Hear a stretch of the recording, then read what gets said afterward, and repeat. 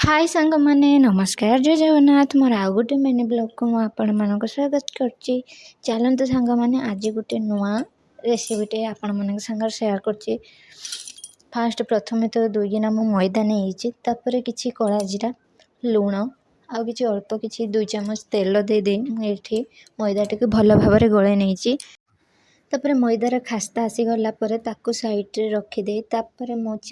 आलू पुर बनवाई आलू पुर बनवाई मु 3टी सिझा आलू कटा पियाज जीरा गुंड हलदी गुंड गरम मसला करी मसला लुण सबू नहीं जापर ये गैस रे गोटे कढ़ा बसी से किसी तेल दे तापर अल्प जीरा काटिकी रखि पियाज को दे ये भल भाव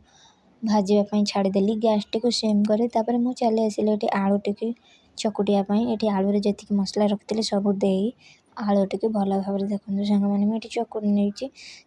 तापर देखते ये सांग मैंने पियाज टी मोर भल भाव भाजी हो गला से आलू को मसला जाक सब कढ़ार दे तापर मुझे भल भाव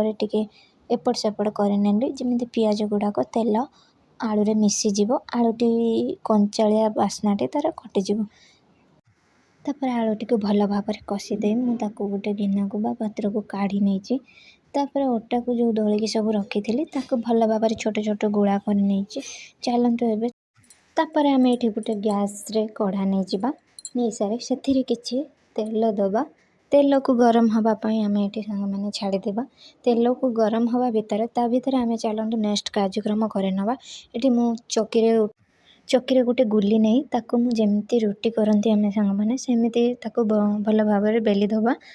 टिके मोटा रखा सांग मैंने ना हेनी अतिरिक्त पतला कले मुझे मोटा रखी बेली तापर जो आलू मसलाटी बनई थी भल भाव मखे नहीं सेम प्रोसेस आउ गोटे रुटी मुझे बनई रखी तापर दे साइड गुड़ाक भल भाव चापीदेली ना खोलीज सांग मैंने आमर काटा को असुविधा हम से